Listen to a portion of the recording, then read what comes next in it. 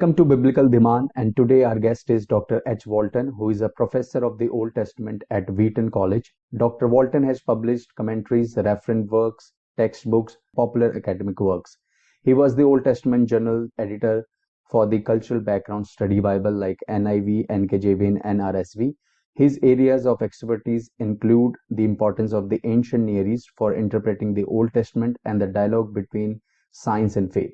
As an author, he has written many books such as The Lost World of Genesis 1, The Lost World of Adam and Eve, The Lost World of the Flood, and his most recent book is Wisdom for Faithful Reading, Principles and Practices for Old Testament Interpretation by IVP. It's a joy to have you here, sir. It's great to be here. Thanks for inviting me. So let's begin with your story. Tell us about yourself, that how did you come to know Jesus Christ?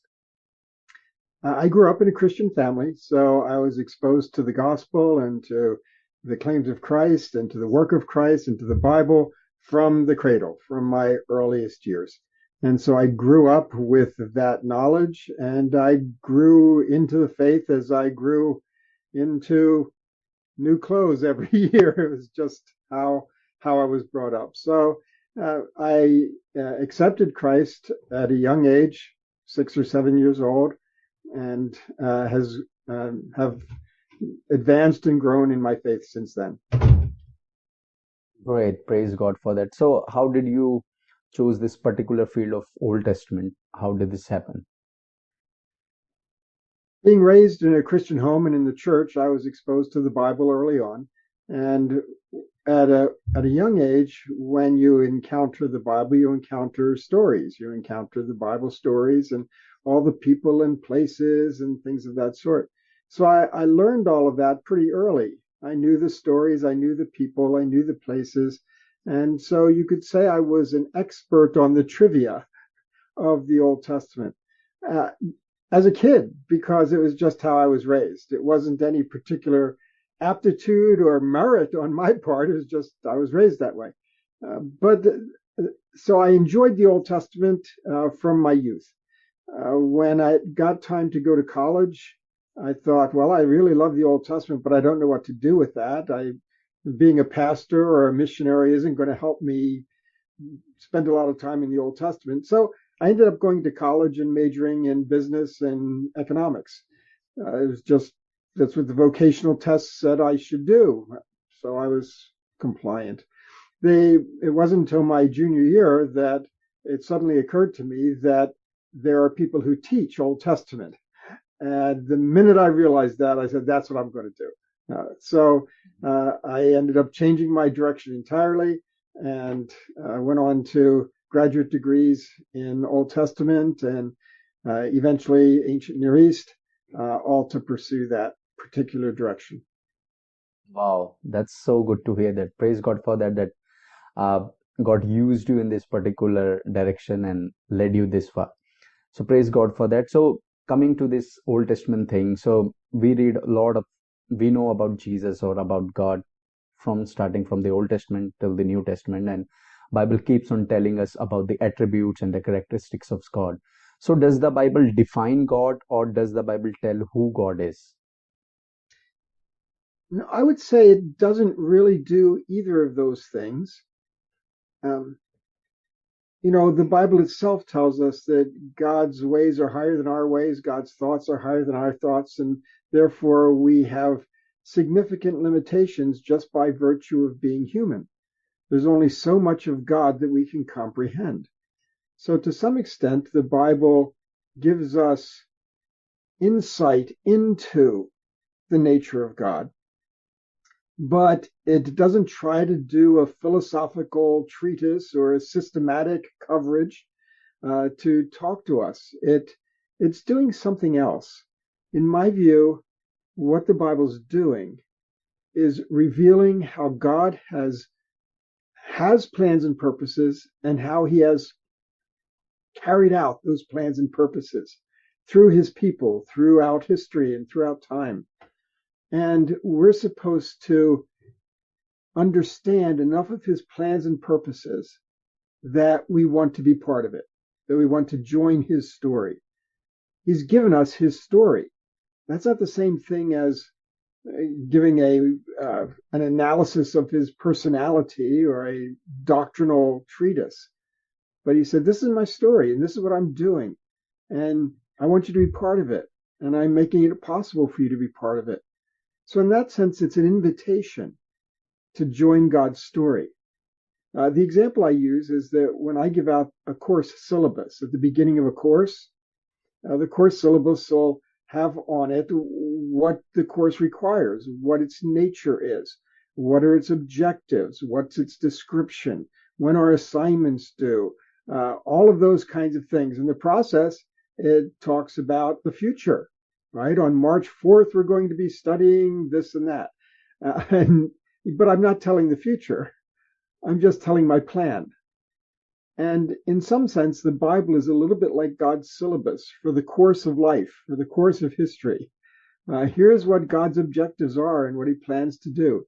And he gives us enough information, like a course syllabus, enough information so that we can participate successfully. My students will read my syllabus and they'll say, when I read this, I can figure out a little something about Dr. Walton. And they can. But I haven't written the syllabus so that they would know me. I've written the syllabus so they'd understand my plans and purposes and can participate in the course successfully. Yeah, wonderful illustration that.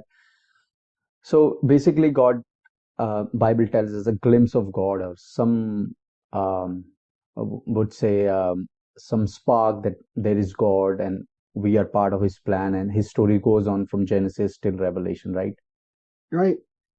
Kind of, this is what I've been doing, God says. Mm-hmm. And you've seen me at work here, and you can learn a lot about me by seeing me at work. But that doesn't mean everything's going to be clear about who I am and why I do what I do. Absolutely, absolutely. When we'll see him face to face, then only we'll be able to, he will reveal us more of his glory, right?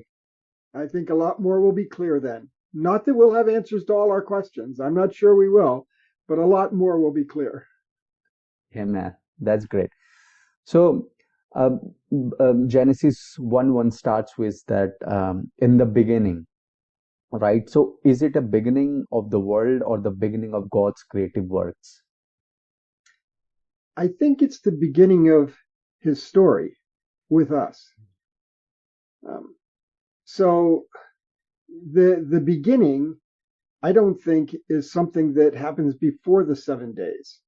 I think the beginning period is the 7 days. So we could read it kind of expansively in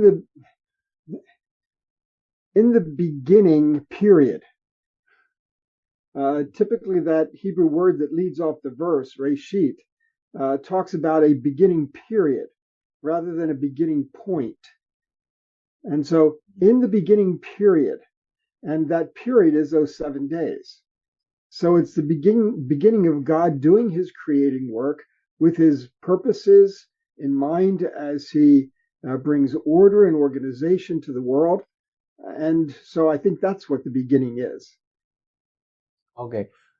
So it's the beginning, as you said, that it's a beginning of his story with us, or his, revealing himself to us, and it's about he and us, right? Yes.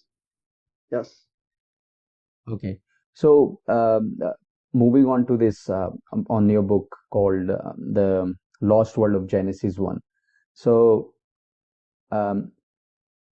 we see that serpent comes in and he just, asks some questions to Eve and tried to manipulate her. So, can we say that serpent or Satan can take many forms in modern world as well, as he took the serpents? Well, I'm going to back up a step on that. When I read Genesis and try to understand how Israelites hearing or reading Genesis would have thought, I'm pretty convinced that they would not have thought, oh, the serpent is Satan. Mm-hmm. They wouldn't have made that connection. They nowhere do make that connection.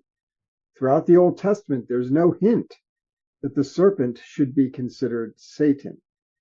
And it gets even a little more complicated. We have Satan as the name for the devil. Okay? Satan is a Hebrew word, but in Hebrew, it's not the name for a devil because the Israelites had no slot for a character like the devil. They have a character that they name Satan, although it's not a name, it's a job, a task, a function, a position in the book of Job, for instance. And that character challenges God's policies, but that character does not tempt or deprave or possess, or it's not the chief of devils. It's not that role. Satan, I know this is getting a little complicated, right? But Satan is the name that's eventually attached to that position once people have that position. But that doesn't happen until after the Old Testament. So the Old Testament, the character named Satan is a little bit different than what we think of when we think of the devil. And they did not think of the serpent as being that character, either by name, Satan, or by position, the devil. They would have thought of the serpent in very different terms than we are generally inclined to do. Yeah, so can you explain it a little more for that? Sure. So how would have they thought about the serpent in the ancient world, right? That's a good question. How would have an Israelite thought about the serpent? If he didn't think of it as being Satan or the devil, what did he think? And for that, we have to think about their ancient world environment. Of course, that's one of the main things I do in the Lost World of Genesis 1 and the Lost World books. How would people think in the ancient world? And when we think about that, one of the suggestions that's been made about the serpent, and I think it's one worthwhile thinking about, is that the serpent would fall into the category that we know from the ancient world called chaos creatures. Chaos creatures, for instance, in the Bible, we hear of Leviathan. Leviathan is a chaos creature. In Genesis 1:21, the great sea creatures, they're chaos creatures. Chaos creatures in the ancient world are not moral creatures. That is, they're not good or evil.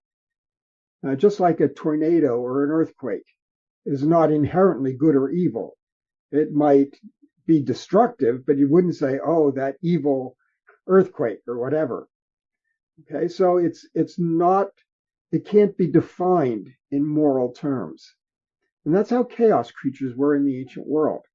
They tend to be disruptive, just like a tornado or an earthquake could be. So they tend to be disruptive, but they're not inherently evil. And what the serpent does in Genesis 3 seems to fit into that category. He's a force of disruption by raising questions, by saying, well, have you thought about this? Is it really going to be that? That's sort of a typical kind of context. And we have these chaos creatures in the literature of the ancient world playing a variety of roles. Lots of times those chaos creatures have been domesticated by the gods, although there's still a little bit of a wild card. And of course, in Psalm 104, we hear about God creating Leviathan to sport with him. Leviathan's domesticated, but he's still a chaos creature. So it fits into a kind of different category than we are inclined to think, those of us who aren't in that ancient world. So how did this chaos creature would speak like the human language that Eve could understand? How this serpent could speak such language? In the ancient world, chaos creatures typically are capable of speech. So again, that's how they would have portrayed them. That wouldn't have been a surprise to think of a chaos creature who was speaking. Because I think when animals are speaking, we have seen in the I think in the Old Testament only when donkey was speaking, right? The human language. Numbers 22, yep. Yeah, so it could Now, happen he's that not a chaos creature. That's a different situation. No, in terms of human language, because I think he was communicating something. Yeah, in Numbers 22, Balaam's donkey is. But I'm saying that's not the same as the serpent. It's the same that both speak, but they're different kinds of creatures Some kind of, in yeah. how an Israelite would have understood them. Okay, so you mentioned that about the Israelites, that how they were interpreting the Bible. So in modern world today, um, so how should we interpret? It's from the Israelites' way because, for example, in today's modern world, homosexuality is we consider is common and we consider it should be acceptable by everyone. But Bibles prohibits it and says it's a sin. So how should we read the Bible from Israel perspectives or our modern day perspective? Uh, yes, we have to do the whole range of it. My view is that we always should start with text in context. That means trying to read it as an Israelite would have read it, trying to understand the words as they would have understood those Hebrew words, trying to understand the literature in its cultural context. And so we have to try to think like they do because God is inspiring his word through them. God's authority is vested in them. And that means we can't afford to ignore them and we don't want to neglect them. So we always have to start by trying to read text in context. Now, from that point, of course, the living word can take on a life of its own. It gets reinterpreted over and over and over again, including in the New Testament and including in our Christian theology. And so we want to follow that process. We want to see what the New Testament does with Old Testament texts. We want to see what theology does with Old Testament texts. Okay, at the same time, we have to try to understand how those texts were working in the Old Testament context.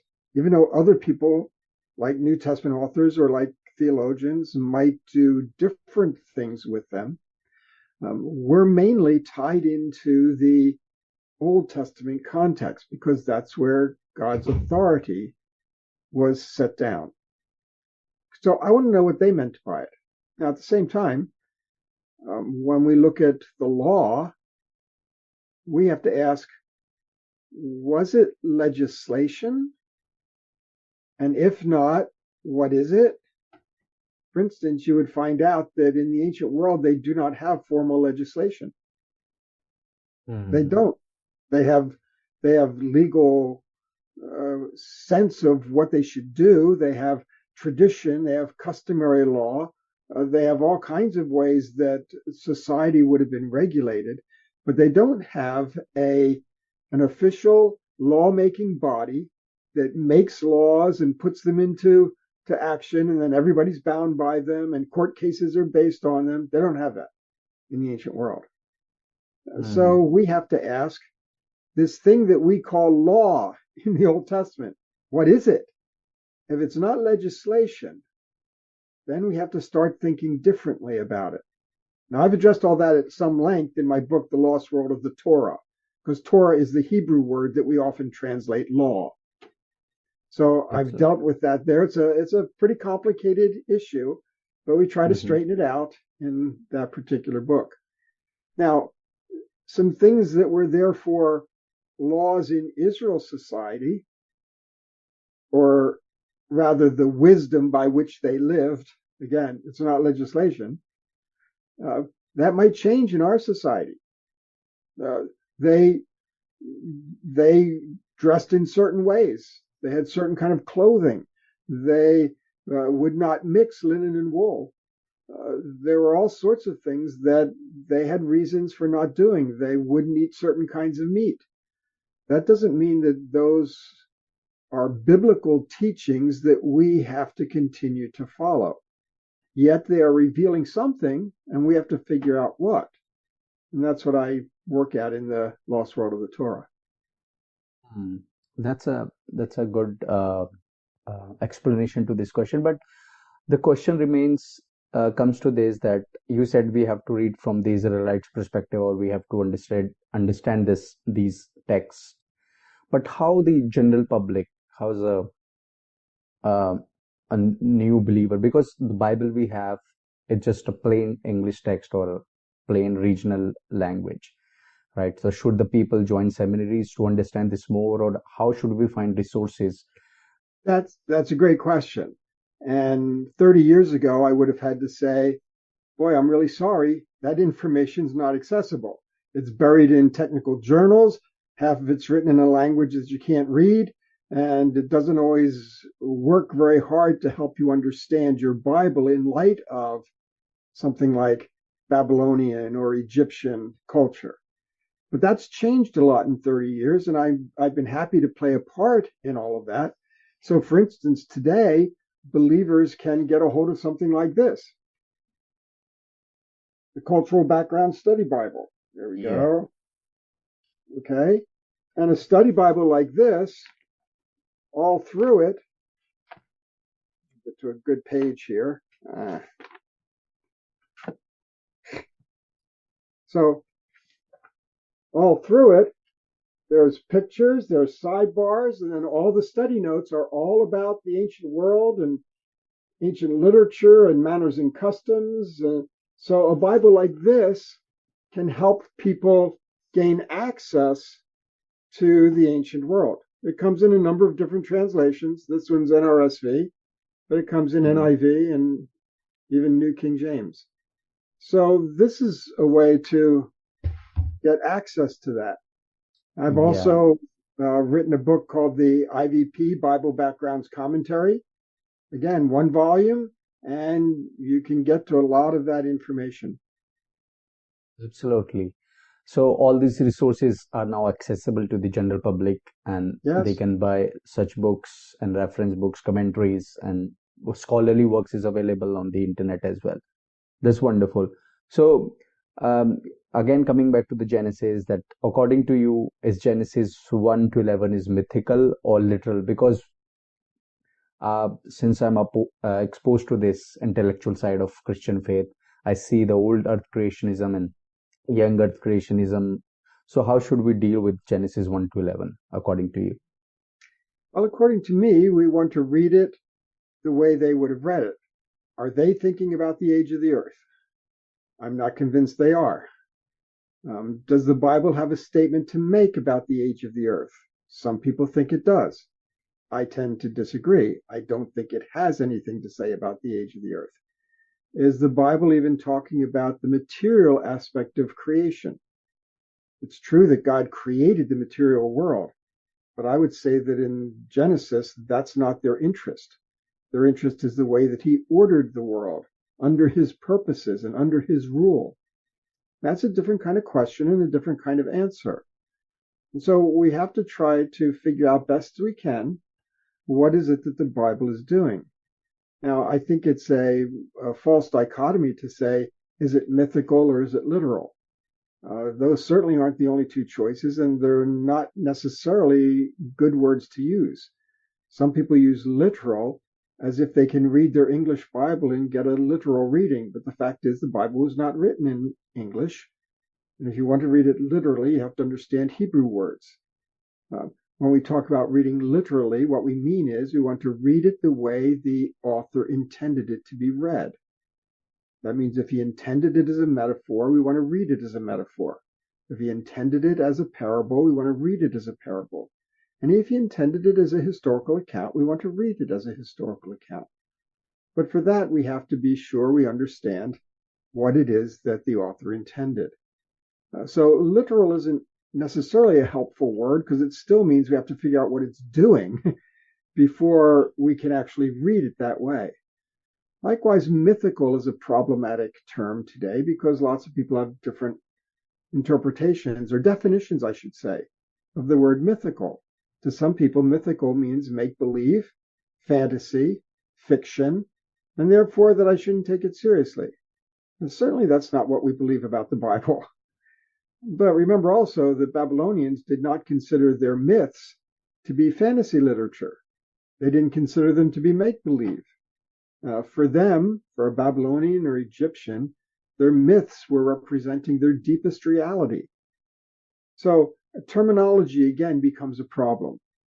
And certainly now with a problem with the word literal and a problem with the word mythical, and a problem that those are not even two good choices, let alone our only choices, it becomes a complicated matter.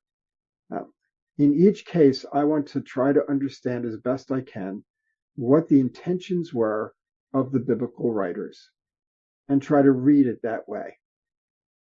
Mm. Absolutely, that makes sense. Also, that we have to read in the way it was written. So, Bible is, I think you once said, Bible is written for us, not to us, something like that. Correct. That's what I Correct? say. So the Yeah. Bible is written for us, but not to us. That means we have to start by trying to understand what it meant to them, to those for whom it was written, or to whom it was written.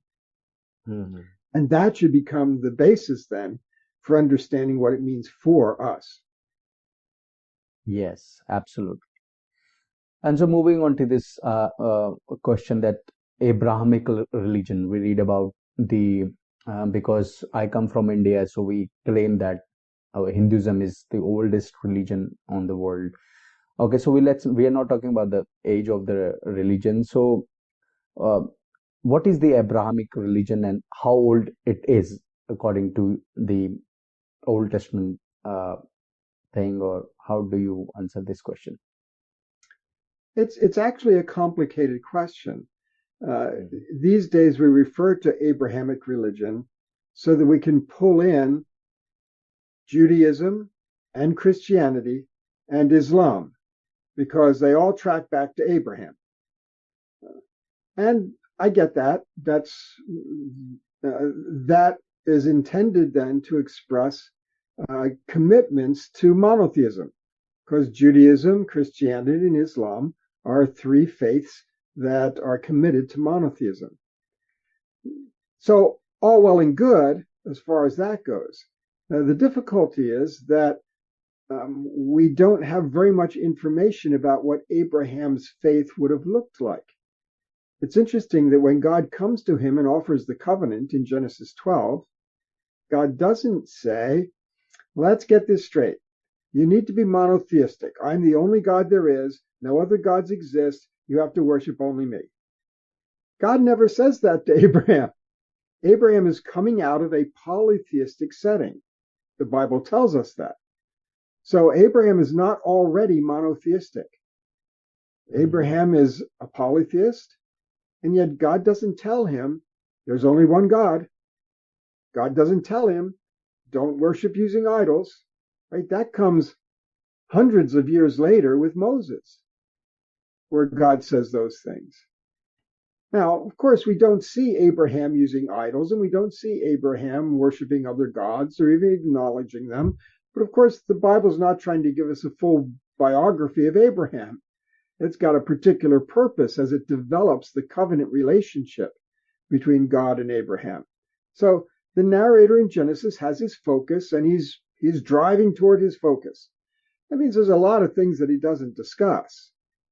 As a result, it becomes very problematic to try to define the religion of Abraham or the faith of Abraham because we just don't have enough information. Certainly, eventually, the Jewish monotheism is launched through the covenant people. And the covenant people are those who are the descendants of Abraham, Isaac, and Jacob. And the covenant people are those who follow the covenant that was forged with Abraham and then through Moses with Israel. So they're the covenant people, and it's the covenant that drives them to the exclusivism that represents Israelite monotheism, and that then is picked up by Christianity, etc. But you can see that that's a little different than saying, oh, we know exactly the shape of the Abrahamic faith.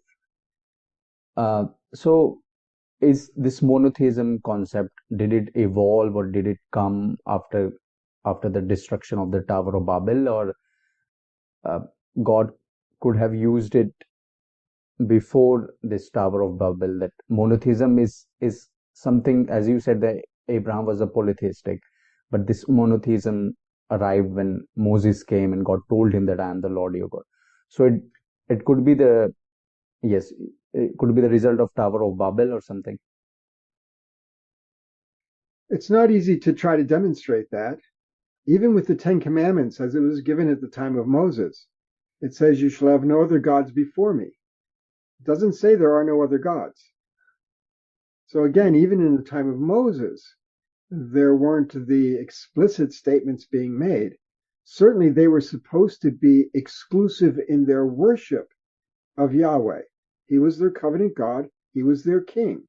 He demanded their loyalty and their faithfulness. They're to worship only Yahweh. Technically, that's called monolatry, the worship of one God. Monolatry is a way you practice. Monotheism is a philosophical statement. And so with Moses, monolatry is proclaimed. If you push back to Abraham, monolatry is all that we see, but we don't see very much. So it's hard to say. Polytheism is the standard in the ancient world. And there's no evidences of monotheism outside of Israel when they finally develop it.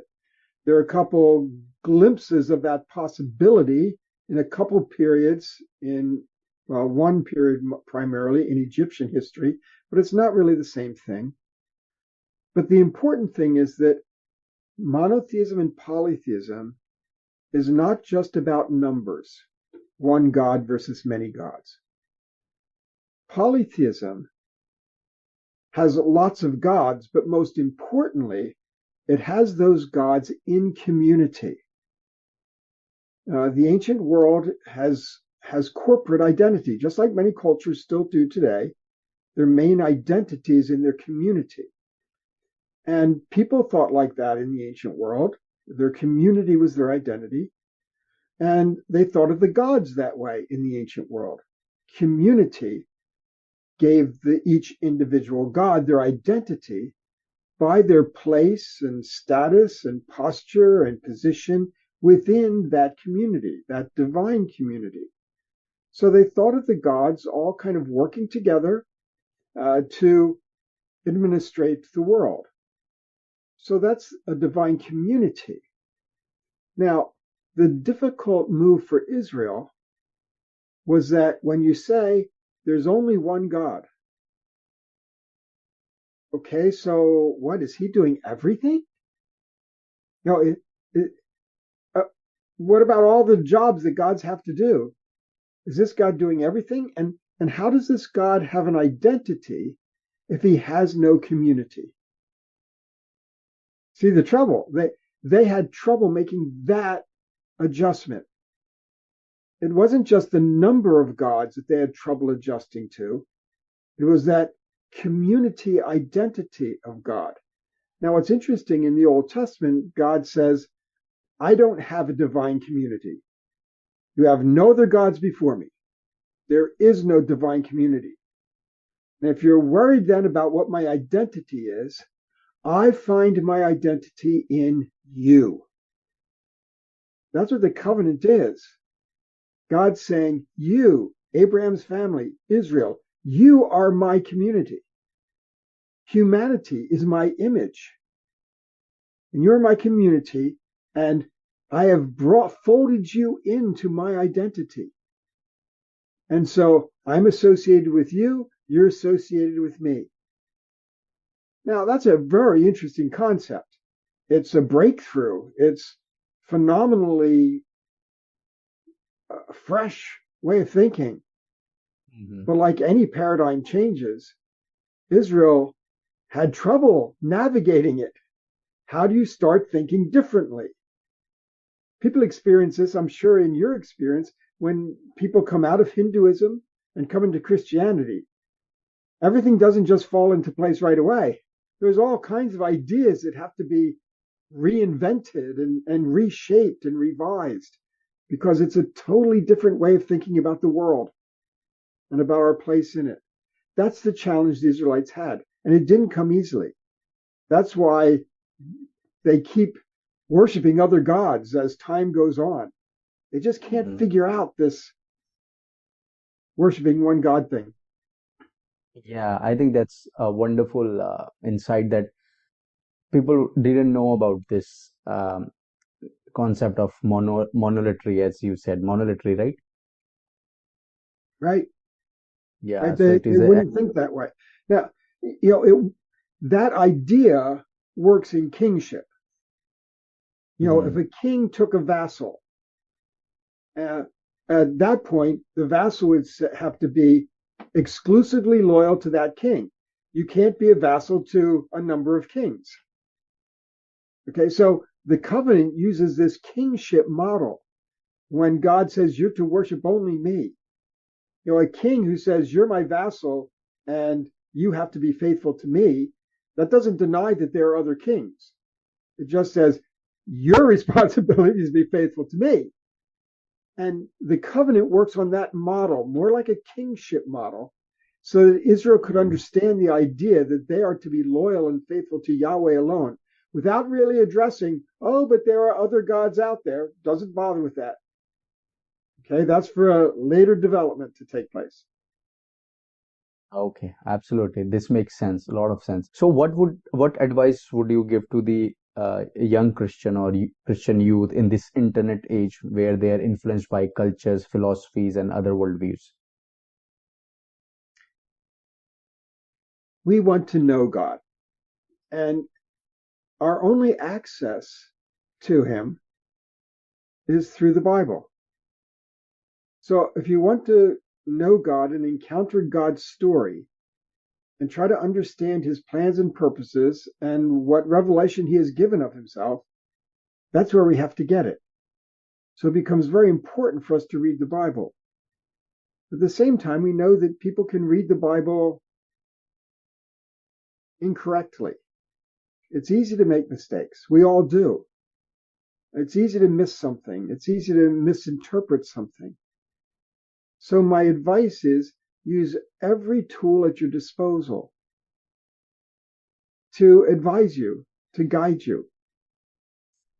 Internet sources are not always great sources for understanding the Bible because you can find almost anything out there. So my advice is to try to tap into sources that you have some reason to believe are reliable, that can help guide you to understand. Um, it's very difficult to just figure out how to interpret the Bible all on your own. We should be interpreting in community. Okay, and therefore, whether it's Bible studies or in churches or however we do it, to interpret in community. Even the best scholars need to interpret in community, and so that's something that we all should be doing. None of us has kind of a straight line track to the truth of God. We just try to understand it the best we can. As we read the Bible, one thing that I would advise being cautious about is just kind of grabbing a sentence and giving it whatever meaning occurs to us at the moment. We have, if the Bible is to have authority, we have to be accountable to what the writers, the narrators, the authors, the compilers, accountable to what they intended. We can't just take it and make something different out of it. I talk about it as being tethered. We're tied to the biblical text. We can't just launch out on our own. And so we want to track with the authors of Scripture. Um, and I think often Christians have had a tendency just to isolate phrases, isolate verses, and then before you know it, we're giving them meaning that they never had. And when it's just our meaning that we're putting on a text, what happens is that we're short circuiting the whole authority thing. If it's got authority, it's got to be something that's outside of me. It's got to be something that's inherent in it. And the minute we impose ourselves on that text, we risk forfeiting its authority. Mm. And this is a classical advice that first read the Bible and find the reliable sources to interpret it. And and also find the communities who can interpret the Bible for you. So I think Yes. this is a classical advice, and it was a wonderful talking to you. Thank you once again for giving your time. You're quite welcome. Very nice to talk with you. Best wishes. Blessings.